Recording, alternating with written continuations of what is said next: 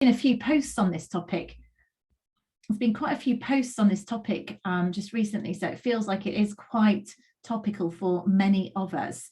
As is customary for those of you who've joined my webinars before, it's really, it's impossible not to talk at you to a certain extent because it's a webinar and we've got large groups of people on. So you'll notice that you've been muted, but that doesn't mean that you can't chat, and we really do welcome the chat. So please do feel free to introduce yourself in chat, say hi, tell us where in the world you are, because I don't say in the country now because I know we often have people from overseas. Tell us a little bit about yourself, maybe what role you're in. Are you a manager or HR or OD training? What's your interest? Say hi to everyone in the chat, and there's some familiar names. Welcome to those of you who've been before. So thank you for joining. Just make sure that I bring any stragglers in from the waiting room. There, and I think I can hear someone who just needs to be muted to get the sound right. Here we go. Thank you guys who come. Also, if you've got a cryptic name in the chat, so sometimes you come in as something, so it's not so cryptic, but there's L Gray or BT Yap. If you're able to rename, if you want to go up to hover on your name in participants and click on more, that allows you to change your name. Oh, hi Sue, I spoke to you yesterday, didn't I? Hello, that allows you to change your name. So I can actually tell who you are. It allows me, when people pop things in like Sue and Lisa have, it makes it easier for us to say hello and refer to your name, as opposed to Firefly's AI note taker, who I recognise. Fireflies, I'm not sure who you are. I recognise your cryptic Zoom name from before. Okay, so just getting going now. Welcome to everybody coming in. Thanks Bridget, Lisa and Sue who's saying hello. Hertford's just close by from me as far as I can see, and it's always useful to know what you're interested in from this topic as well. So what brought you to this webinar? Is this just part of your overall CPD, or is there something specific that's going on for you where you're having challenges with performance management? Maybe you're trying to redesign your appraisal process, you want some fresh ideas. Let me know what brings you here so that we can try and make it as relevant as possible. Oh, Justin from Canada, welcome.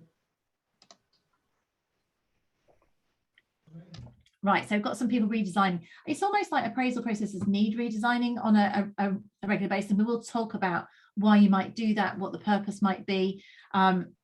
Some of our clients that I work with, it's almost just about refreshing it to get people to be focused as we go through. You might have a culture change, or you might want to switch the focus. Well, actually, one of the things I'll talk about through this is the time right now about us switching the focus from being predominantly about performance and making it more about well-being and other aspects. So it's useful to think of these things. Okay, so I'll get cracking because I've got lots to share. Checking I can see my screen, hoping my team, please tell me if I'm not sharing the right bit. Am I sharing the right bit of my screen?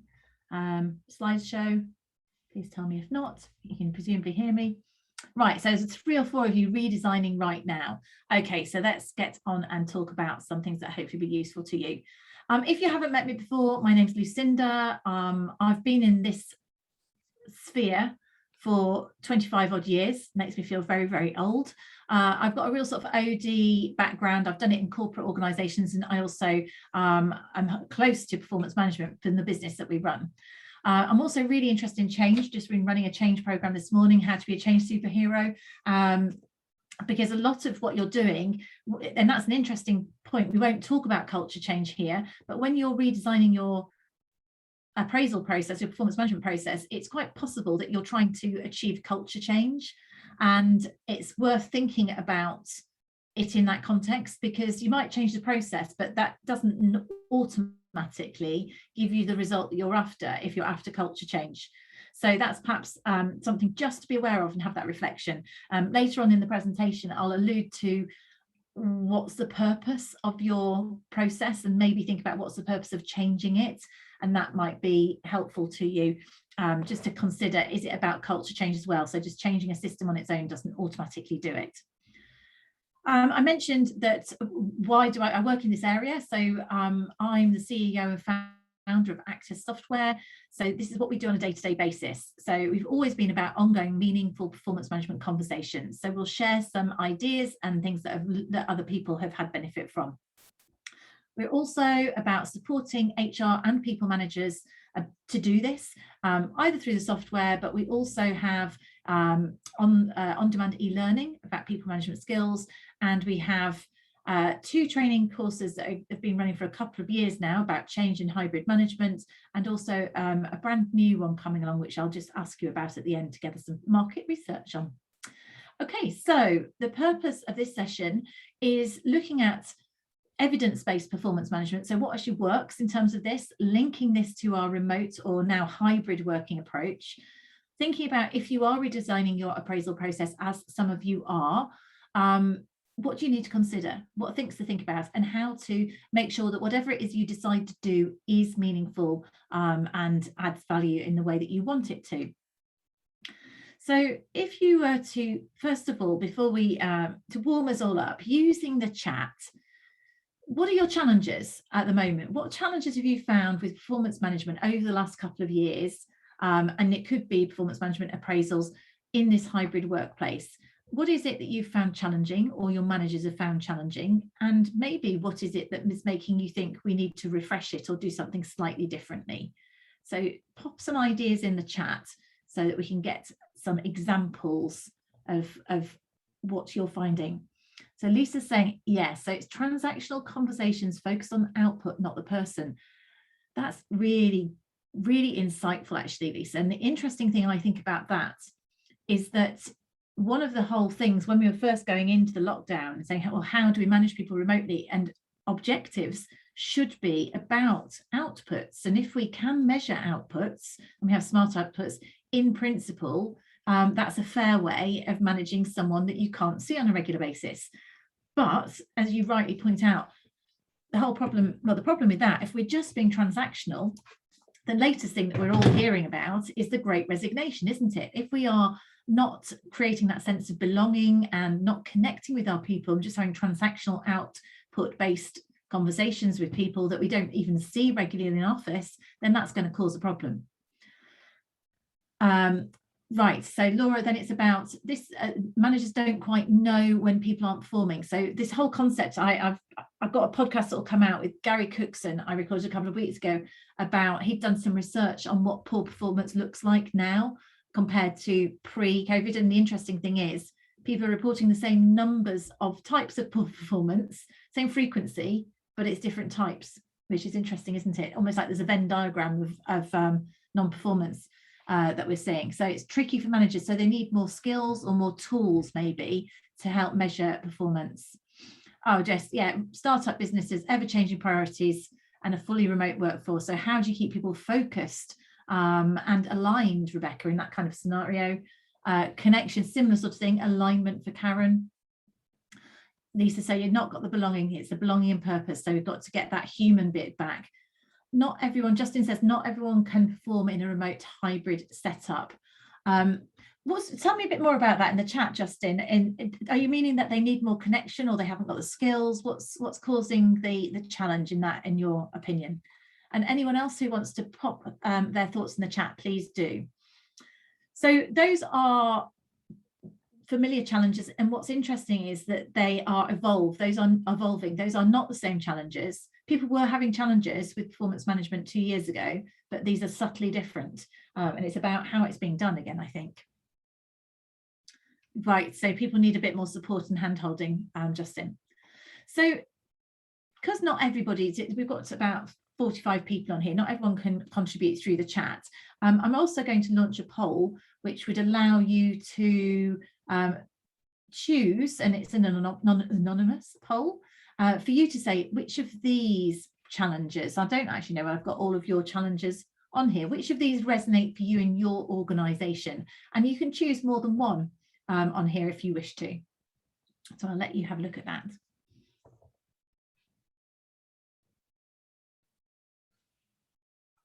I'll keep an eye on the chat while we're doing this. It does, Jackie, doesn't it? So we need a greater level of trust between employers and managers for the long term. There needs to be that connection, and perhaps relationships.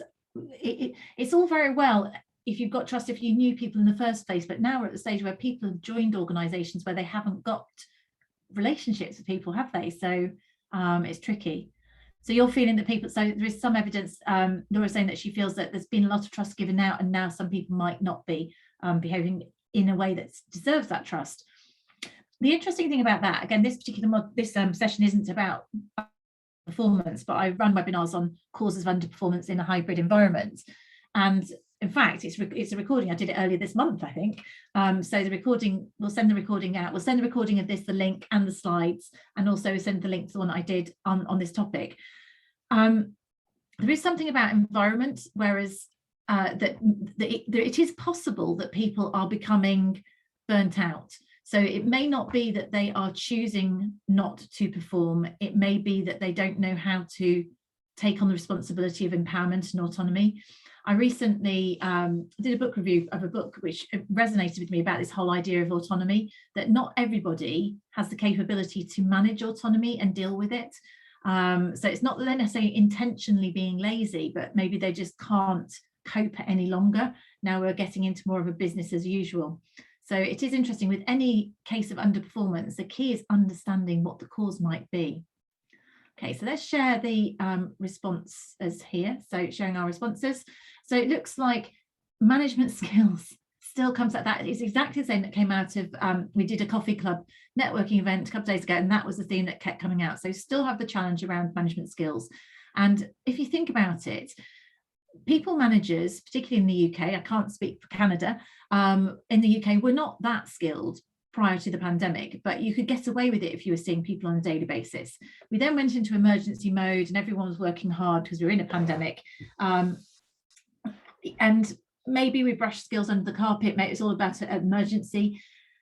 Now we're going into a hybrid environment. Actually, that's even more difficult to manage than a purely remote or a purely office, because you've got people in different environments, different head places. You've still got a pandemic going on.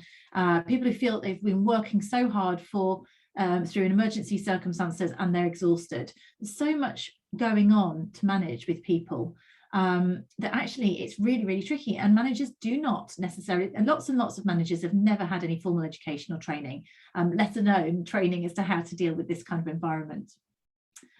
Then we've got the whole face-to-face non-verbal, the relationships, this belonging. We're moving into this sense of lack of belonging. And then you've got your visibility issue. And you have got some here about people not willing to take responsibility or maybe not able to. So all of those challenges are aligned with. Strategy is less so. People feel that you've got the strategy there. It's not the organisation. It's much more human is what we're seeing here as our challenges. We should bear that in mind. Okay. So although we're talking about the challenges being human, what we're talking about here is performance management process, and part of that, typically when people talk about performance management, quite often they're talking about the appraisal process. Now that's something that I would definitely say try and challenge, and try and move away from it being seen as a pure appraisal process, because the reality is that performance management or management of performance, which I feel is more positive, they're different things. It is tricky, isn't it? Because actually the term performance management, unfortunately, is quite often linked and seen as being negative, seen as being about managing poor performance. But really, if you think about it, performance management, it's actually helping people to perform is the way it should be seen. And it's one of the main roles that line managers should take on. And it should involve nurturing and direction. So being about performance and the person, not purely transactional. But when we talk about, if it gets seen as being just the annual appraisal, then the typical complaints that you hear about this is that it's seen as being very backwards looking. So it's not actually helping people to perform in the future. Maybe it's not seen as culminating in anything. So pay, or there's no what's in it for me. So talent management or development. Often it's a badly managed or it's a poor experience for people. So that is about the way in which it's dealt with by the manager and the terminology. And so the manager's going through the motions, or it lacks relevance to day-to-day role. Excuse me. So people don't really see it as links. So they see that they have their one-to-ones all year round, and then they have the appraisal. And that's all about history, and it's not constructive. Sue says that you have updated your poor performance procedure to a performance improvement procedure. So trying to get the terminology from performance management to more performance improvement. And actually that's true. Poor performance procedure, I like the S, I get it. Forward looking, it's about helping people to perform rather than labeling them as poor performers. So much more constructive.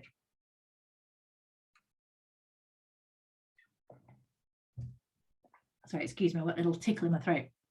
So I'm sure you recognise those complaints about the annual appraisal. The reason I put those up there to remind us, and this following slide, is that if you are reshaping something, just because you reshape it, just because you reshape the form or even throw away the form, doesn't mean that automatically managers will be engaging and they will have good, meaningful conversations, which is actually what this is all about. If you look at the evidence, this is from 2012, but it was really large scale because it was done in the NHS. So the King's Fund put this report out where they demonstrated, so just to bring this to life, what this report is showing you, that a good quality appraisal is the blue bar, and then a poor appraisal and then no appraisal is green. So poor appraisal is red and no appraisal is green. What they showed in terms of people's engagement and sense of belonging and buy-in and how positive they were about it was that actually, if you're going to carry out a bad appraisal, and a bad appraisal was defined as lacking structure or someone going through a box ticking exercise, so going through the motions, it was actually a poor appraisal was worse than no appraisal. And what they wanted, whereas on the other hand, a good quality appraisal where the person felt valued, listened to, it was two-way conversation, was highly engaging and much preferable. So any issues that we've got is the issue is less about the process and the more about the way in which it's delivered.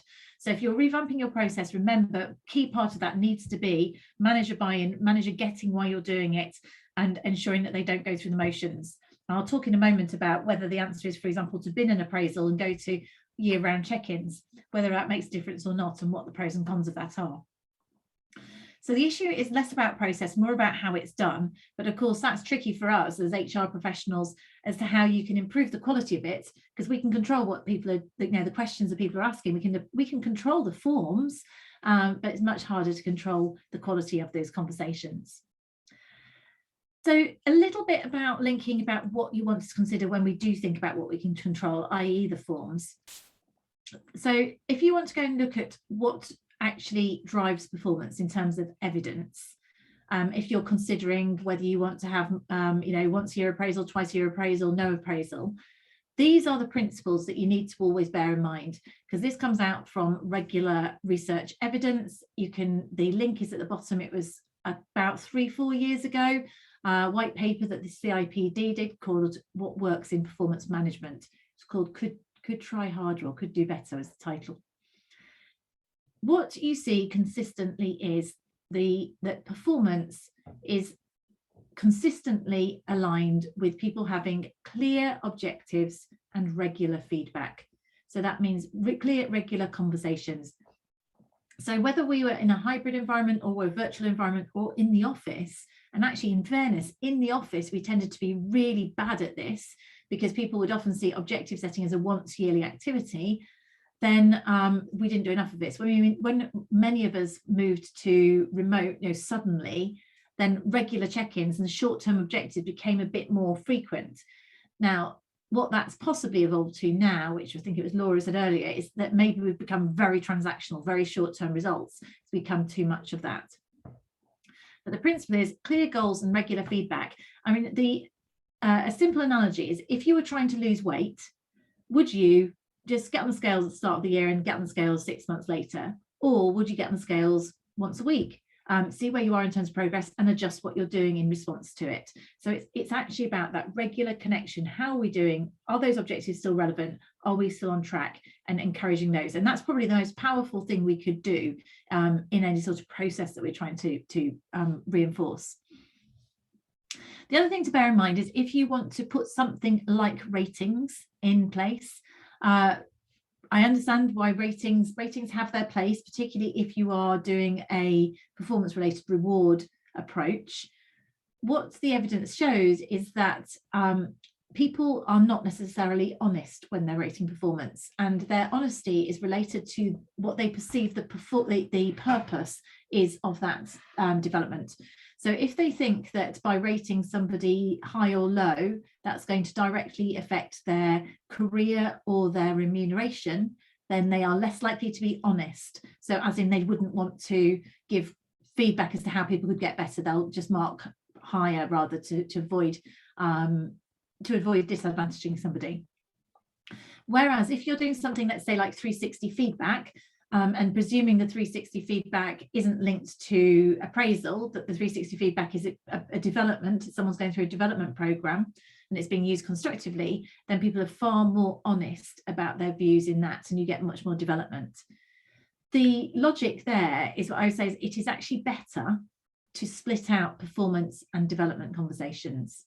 Now, of course, in your traditional appraisal or performance management, then you would have conversations about objectives, job description, are you meeting a job description, what development do you need, what career aspirations have you got, and overall, how have you done in terms of your complete performance. Might have competencies in there as well. There's no wonder, if I'm honest, people lose the will to live, because I think the worst one I ever came across was 10 pages.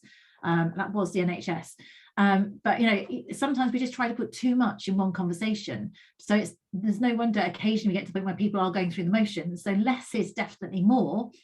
But the problem is then, how do you have those meaningful conversations about all the important things? Because the reality is the individual is more interested probably in what we have to say about development and career, whereas the organisation wants to know about how we're performing. So we have to find a way to square that circle, and I've got some suggestions on that later. So the main principal takeaway here is that goal setting and feedback, researchers can't emphasize enough the importance of managers going beyond the formal appraisal with something that's annual or twice yearly, and going on giving ongoing feedback to employees throughout the year on an informal basis. And the thing about this is ongoing feedback, that is both recognition, positive reinforcement, and it might be corrective. Right, so it is about, so this is where it does also link into being engaging and making things less transactional. So Andrew's saying, are semantic commentaries less harsh than numerical ratings? Are you just talking about, you're still talking about a rating probably, Andrew, if you're talking, so people who are, businesses that are trying that link to remuneration at the end of the year have got some sort of thing, they will end up, even if they say it's achieved or not achieved or overachieved, in the back of it, that translates into a level, doesn't it? I actually personally would agree that I prefer a statement. I prefer a statement to something that is just a number, because then you're making people a number. Oh, that's a whole, Andrew's asking why have PRP? That's a whole different kettle of fish. That's a whole different question. In a nutshell, why do people have it? Lots of people are moving away from it.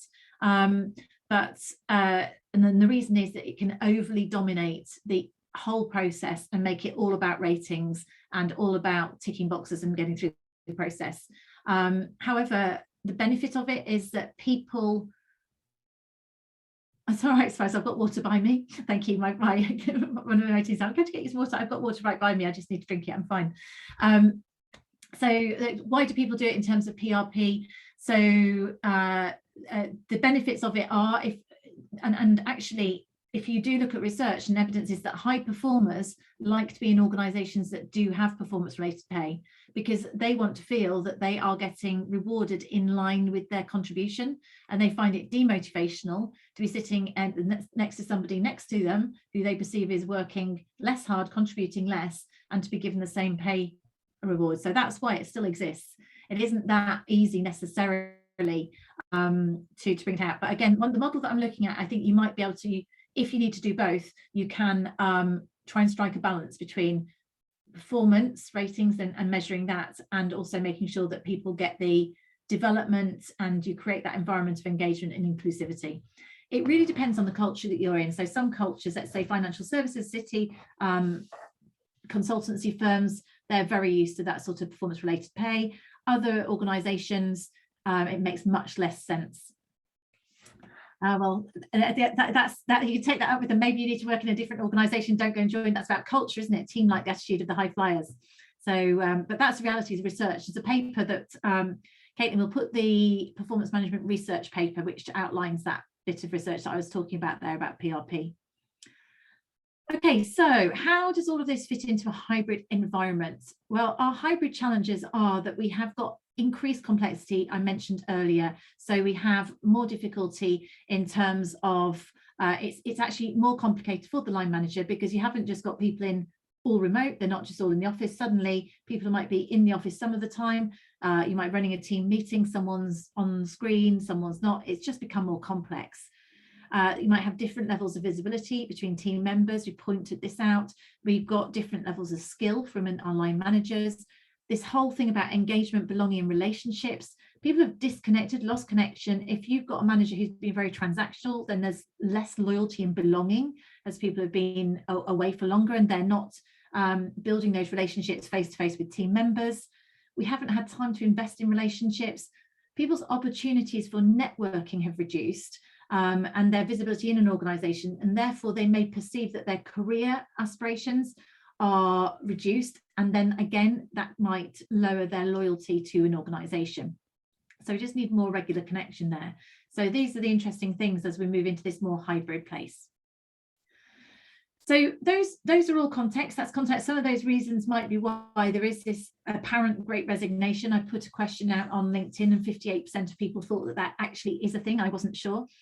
The challenges of moving to a pure check-in culture instead.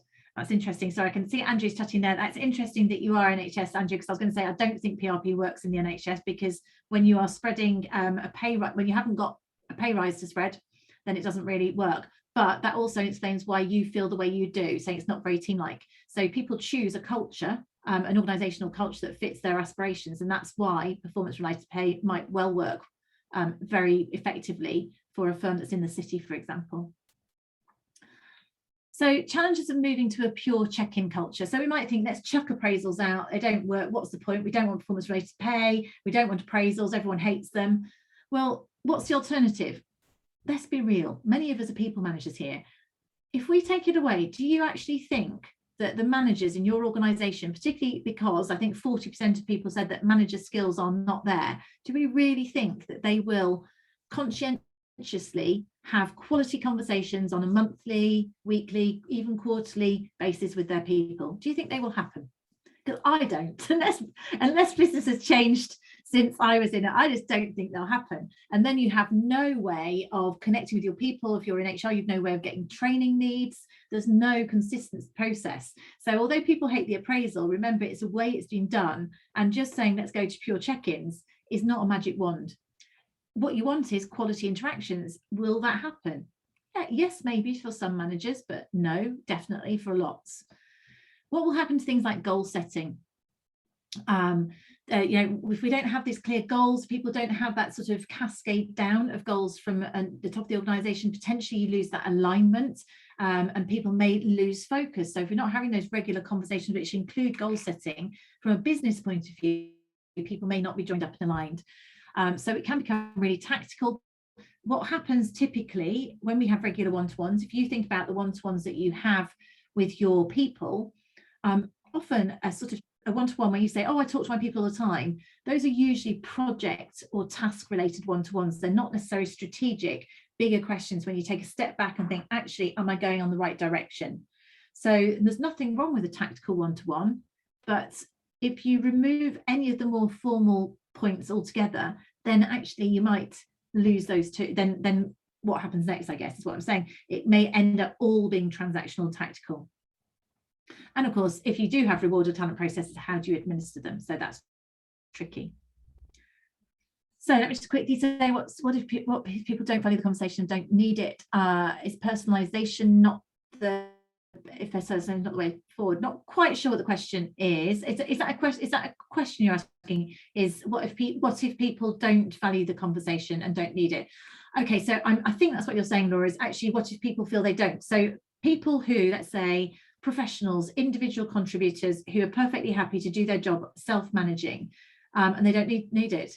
Well, why might we want to do that from the point of view of an organisation? The reason we might want to do that is because in that situation, that high performer their loyalty and connection with the organization is minimal and it's reducing.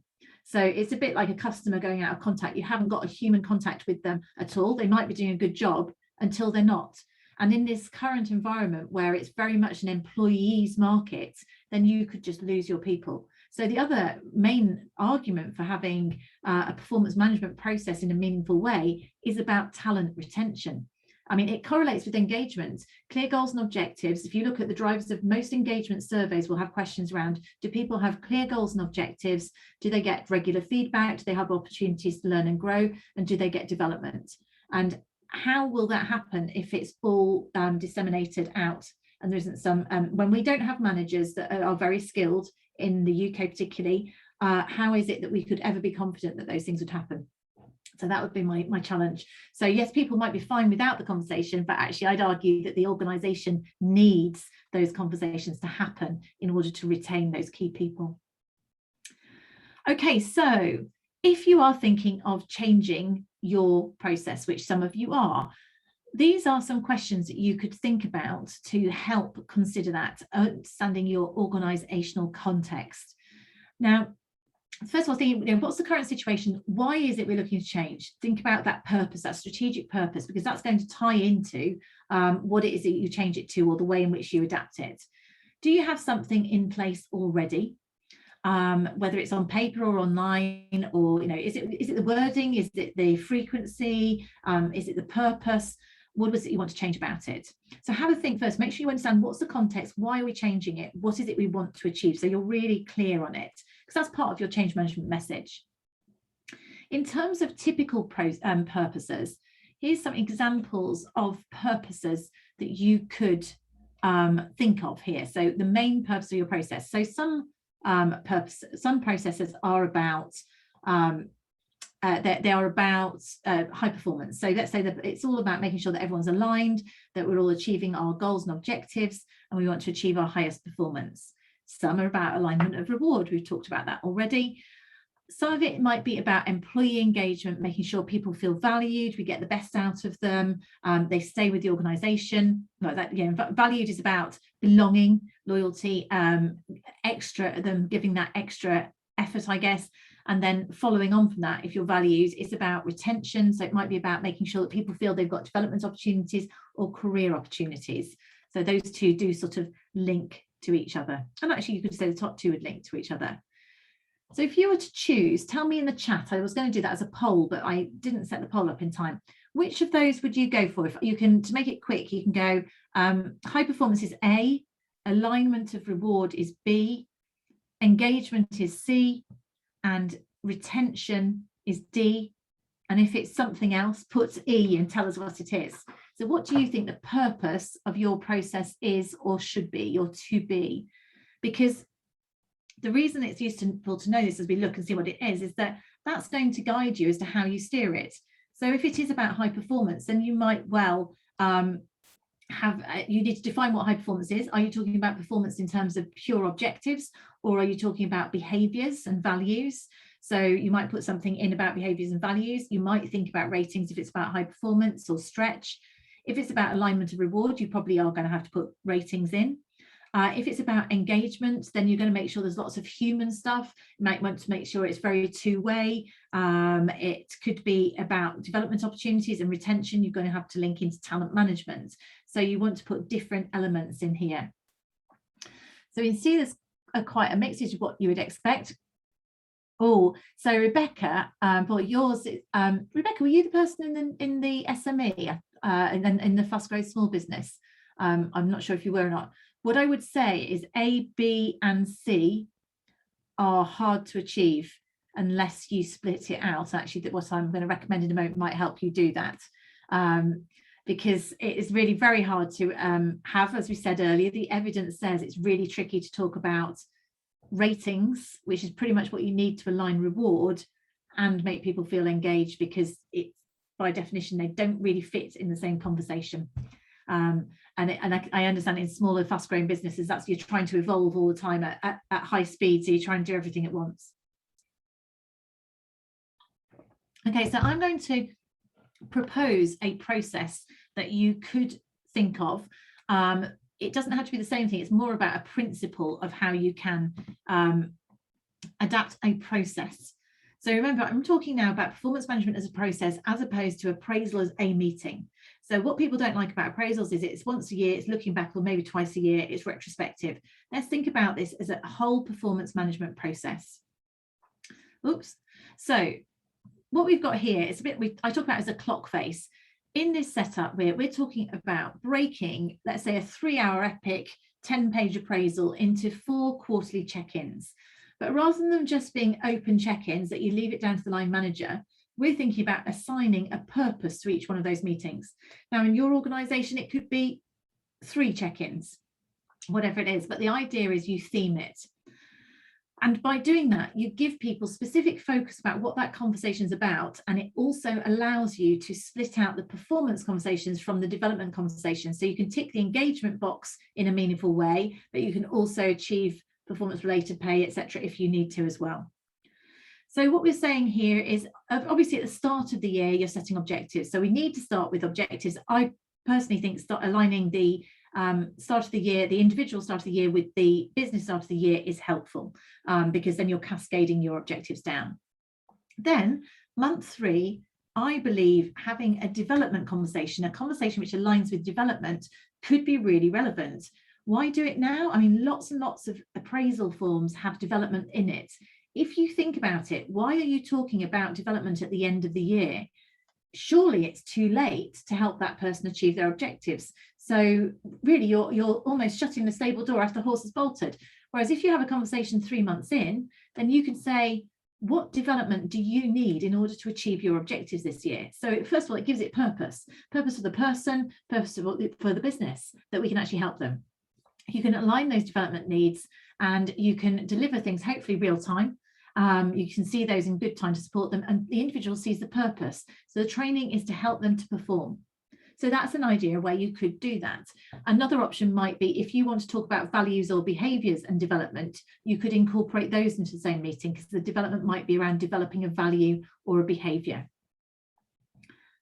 Mid-year appraisal, this might be more of your classic one, but again, it shouldn't be exactly a carbon copy of the end of year one. So this is about checking in on performance, but potentially here, if you're not going to go performance ratings, if you are going to end up with performance related pay, the mid-year appraisal, you really should have a conversation about whether someone's on track or not, because you want them to know that they are achieving what they should do, basically. If it's more about values and behaviours, then maybe, because it takes a while to talk about values and behaviours, you talk about those at the mid-year point, and you talk about the business goals in more detail at the end-year point. Now, notice I'm just talking about these big check-ins. I would suggest that objectives and tactics are discussed during one-to-ones all through the year in between, but these are just maybe having these quarterly, more focused check-ins where it's a focused conversation. And because you're telling managers what they need to talk about, there is the quality of conversation there. Then we talk about talent and career conversations here. So for me, towards the back end of the year, you know who your high performers are as a line manager. Then you can see the people who are tracking really well. They've had a great year. You do not want them to be starting to think about leaving. So this is where we go, right, where do you want to go next? So they have this sense that actually you're looking at their future aspirations, their career paths, and helping to try and align those sort of things. So you could focus on career aspirations here. Again, these are just suggestions. You could have different things and a different cadence to your cycle. But what you can see is we're breaking these things out. So you could have, let's say, 3 half-hour conversations, 45 minutes maximum, slightly longer than one-to-one, but they're really good quality conversations because you're focusing in on 1 or 2 things, and they're really about the person. So they're engaging, they're belonging as well. And then you have a quality and an end of year appraisal where you're just pulling it together. So you've had those good conversations all year round. You're not scratching your head to think about what did you do in February. It's not a painful tick box. It's about achievement in the future. So it's really quite simple and effective. So it pulls it all together. We will send the slides around, Laura. So last slide, don't worry. So the key points really, I suppose I wanted you to take away from this is that hybrid performance management is more complex than pure remote working. It requires more management skill than office management or pure remote working. It needs to incorporate more than just performance. So maybe breaking it out is a good idea. Check-ins or one-to-ones on their own will not necessarily drive performance or engagement, because I don't honestly think they will happen to a high enough quality to do that unless you've got some particularly special managers. So most managers are really busy trying to do their own day job. We know that objectives and development needs, they need to be relevant and short-term focused. So having those regular check-ins makes it much more likely to happen. Point that I only touched on slightly, but the reality is not all employees are ready or able to handle pure empowerment and accountability. So they need to be managed. You need to have these check-ins. They need to be supported. And thinking about breaking down your performance management cycle into focused checkpoints can be really beneficial. People will say, well, I can't do one meeting a year. How on earth are you going to get me to do 4? But the thing to remember is people managers, what is the purpose of a people manager? And this is one of our biggest problems, I think, is that many people who manage others just see that as an adjunct to their day job. Actually, the whole purpose of managing others is to get results through them. And so it needs to be something that's prioritized. That said, if you break things down and it's little and often, it's actually far less painful than something that is just once or twice a year. So that concludes my main points. If you want to listen to more of these things, we'll definitely send you out the slides and the links here. In terms of what's coming up, I'll just ping through what's coming up here. We do webinars and coffee clubs. So we did one yesterday, a coffee club. Our next coffee club is going to be about developing people in a hybrid world, which is January the 19th. And my final webinar of 2021 is going to be on talent management strategies. We have got kicking off 2 new training programs next year. I'll briefly we'll send you information on this if you're interested. One final question. This is a new training program. I just appreciate feedback, actually. Maybe Caitlin, you can just pop the survey up for me. One of the things that's come out, I mentioned this book, Smart Work, I was talking about, which says that actually we don't think that not everybody has the skills to be empowered or autonomy. And so one of the challenges of working in a hybrid or remote environment is that people are not necessarily, they're not necessarily confident in how to be self-managing. So we've developed, I mentioned earlier, we've had the Change Superhero course has been popular. The management virtual hybrid manager course has been extremely popular. But I felt there might be a need. And so I'm just going to pop a poll up. Don't worry, we're not going to, well, it's really, I'm interested. Do you think there is a need for something like Impact and Influence, which is more of a program aimed at the individual? It's kind of it could be someone who's new to the workplace or somebody who, it may be during COVID, but someone who's not necessarily line manager. It's more about personal skills. So intrigued as to whether that's something that you see there. And so if anyone's got time to just complete the polls for me, really grateful. And a few other useful links here, various infographics. All of these links will be on the slide. They're live links that you can click into when you're going through as well. So my colleague Caitlin will send these resources out to you. You'll get the slides. I also said I would send out, so the gentleman was Andrew from the NHS who's asking about the, we've got an evidence, there's a white paper that we did about all the evidence for performance management. So we'll also send that out as an attachment. It's fairly meaty, but it's a bedtime reading attachment that might be relevant to you. So questions I've got here. Any other questions, please feel free. Do I have anything on how much or best to record conversations during the process? So Bridget, I would suggest, I mean, I am biased because we have a system that allows people to do it. So if I was working with you and you had a system or whatever documentation you use, whatever system you've got, I would say that you should get these quarterly conversations, these quarterly touch points are where you should have people documenting things, but not chapter and verse. So those are your formal touch points. You should be able to record that something has happened. And if they've had a conversation about development, then wherever your development actions are recorded, I would expect to see some evidence of those being completed. The same with things like career. If you have a career planning document or success, whatever the outputs you have as a process in your organization, after the month 9 one, I'd expect something to be documented there. Your month 6, it depends on what the purpose is. So it's in month 6 depends on what the purpose is. So that's where you might have competency outputs.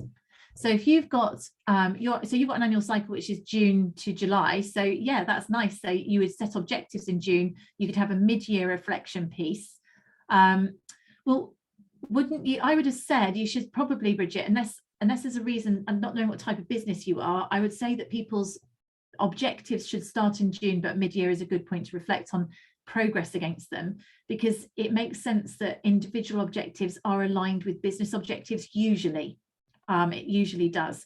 So there's almost a cascade.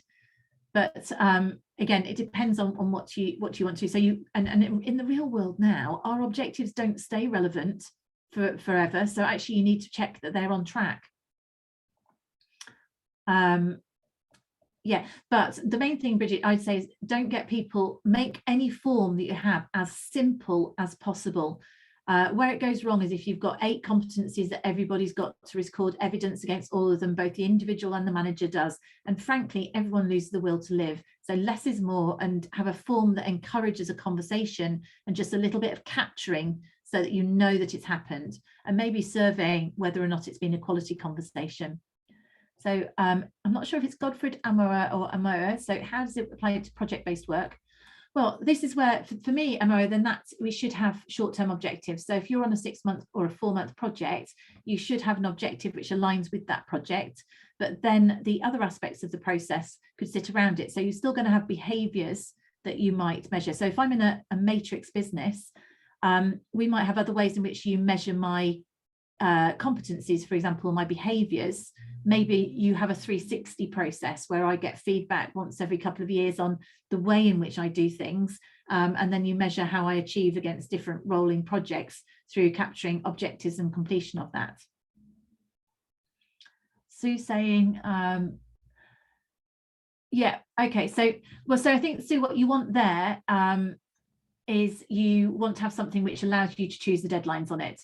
So you can have an overarching set of expectations within the business that people have a minimum of 2 or 3 objectives at any period in time, and that they have regular meetings. The thing about this, in fairness, yours, Sue, probably is that the business objectives may well align with different cycles, so they'd have different endpoints. That doesn't mean necessarily that your development or career cycle can't align, I would say. So you could, it depends on what you need.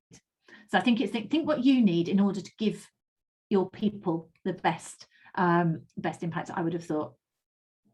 But yeah, you need the numbers may have to be different. You just need a system that allows you to choose the deadlines. And actually, just because it's a business year, we know that lots of objectives don't last for 12 months. They might last for 15 months or 1 month. So you want something that allows you to capture and update progress on a regular basis. Thanks everybody who stayed on. Anyone else who's got any questions, please feel free. Felt like I probably had quite a lot of content, so thank you for staying on to the end, everyone. I really appreciate your interaction. Thank you, Justin, for joining from Ontario. Thanks, guys. And if you've asked to follow up, my colleague will follow up, Yaku will follow up. And if you want to have a chat with me separately about anything, then he can set up a conversation.